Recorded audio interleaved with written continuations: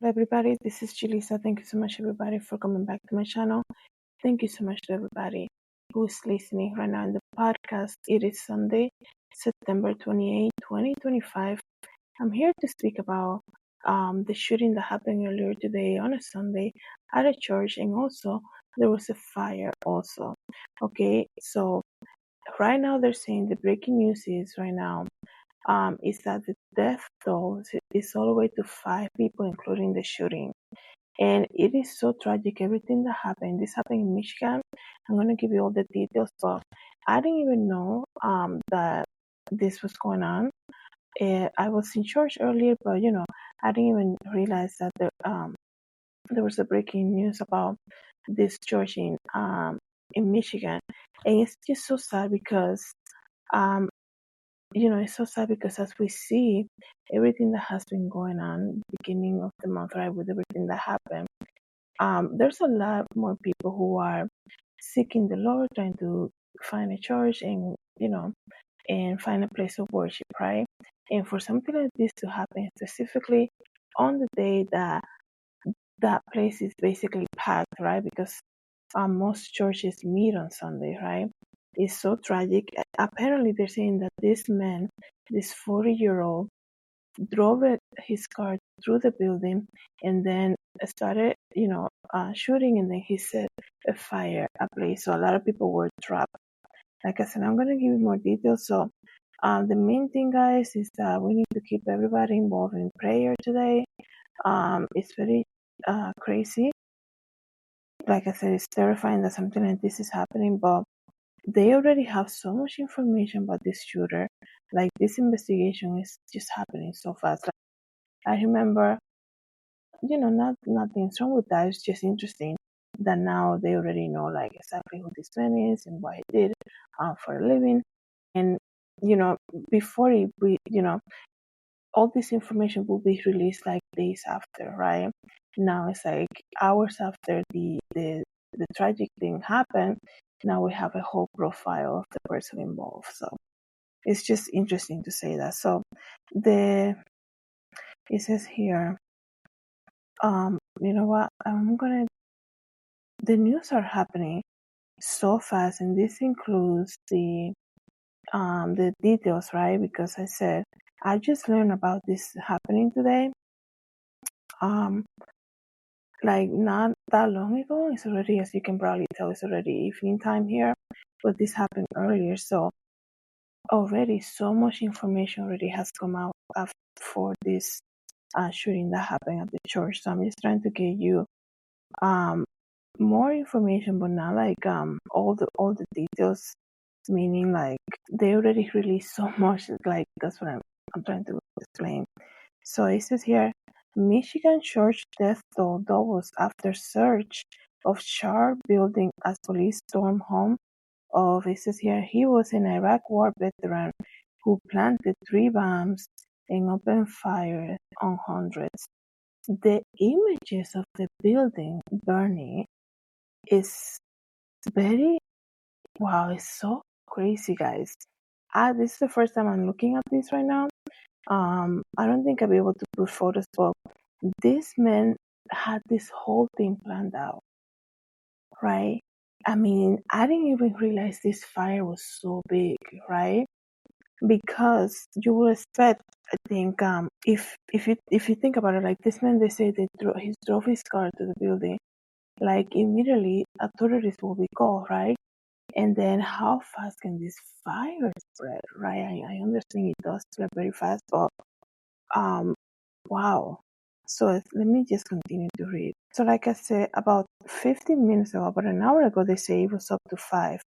This that I'm reading here says it was all the way to, like, it got double, right? So let me just give me one moment. So it says here, 4 churchgoers have died and at least 8 people were injured, and others potentially unaccounted for after a gunman set fire to a Mormon church in Michigan and began shooting at congregants. The shooter, who was killed by the police at the scene, has been identified already as 40-year-old Iraq War veteran Thomas Jacob Sanford. It says here, The shooter was also killed by the police at the scene, and he opened fire to hundreds of people, including children, who had gathered at the service of the Church of Jesus Christ of Latter-day Saints in Grand Blanc about 10:25 on Sunday, right? I mean, that's like the time the church are basically packed all across America, right? Police just confirmed like I said, about an hour ago, that two of the victims died from gunshot wounds, while another two bodies were found in the burnt-out church after the flames were extinguished. Well, this man not only went there to shoot, but they said that he planned the whole thing to burn the building down. That's crazy, guys. Okay, let me continue to read, guys. And I should have given you a warning when I first started, because as I'm reading it, I'm not obviously what happened is very tragic, so tragic, and it's also the details are very graphic. So I'm gonna give you a trigger warning. So maybe just maybe you shouldn't be listening to this. I'm gonna try to be I'm gonna try to not say like everything exactly as I read it here, just because of the details, they can get very graphic. It says here, authorities admitted that there are an unknown number of churchgoers who remain unaccounted for, and have asked families who are still missing loved ones to get in touch with them. This is at 8 p.m., like about an hour ago, Sunday evening. They still have people who are not unaccounted for.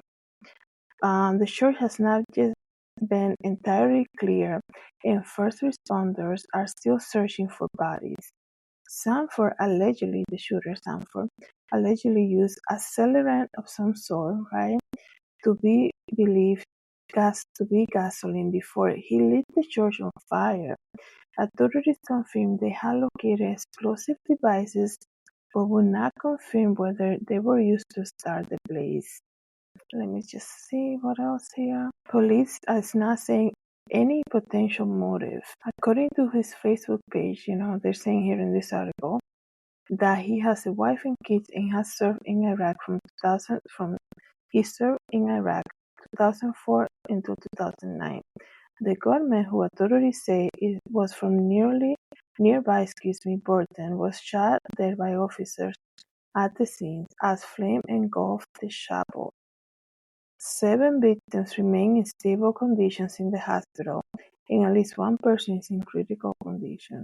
Police are also saying extraordinary acts of heroism within the church, revealing congregants risked their lives to shield children from what was happening.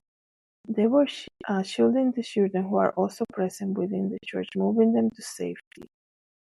That's what they were saying. So there's photos of this man with his family and kids.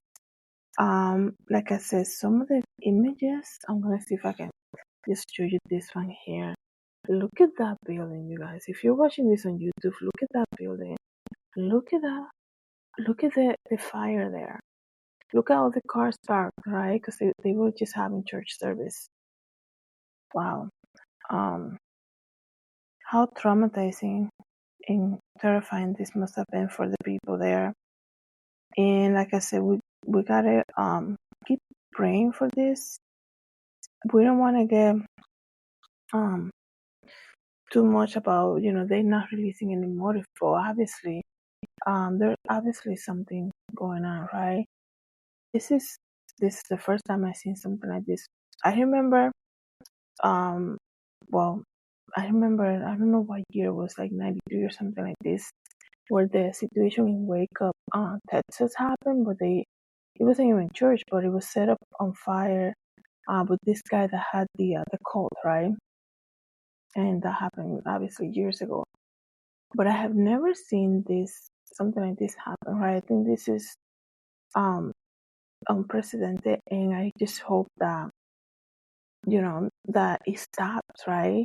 that this doesn't happen again. I think the fear that is being put, I think, is so evident what happened in September 10th, right? So evident, kind of like this. It's almost like we see it, but nobody wants to admit to it, right? That there's obviously something going on, right? This man was just speaking at this public event that he does normally, like on September 10th, and then he gets attacked like that.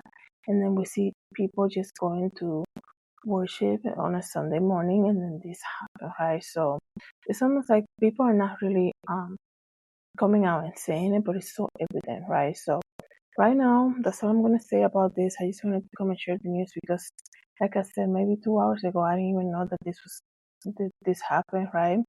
So we keep the families in prayer, everybody involved in this, and everybody who's on that church, who was on service today and witnessed everything like this. So we just pray for them tonight. Thank you so much, everybody, for coming to the channel. Thank you to everybody who's listening to the podcast. Have a good day.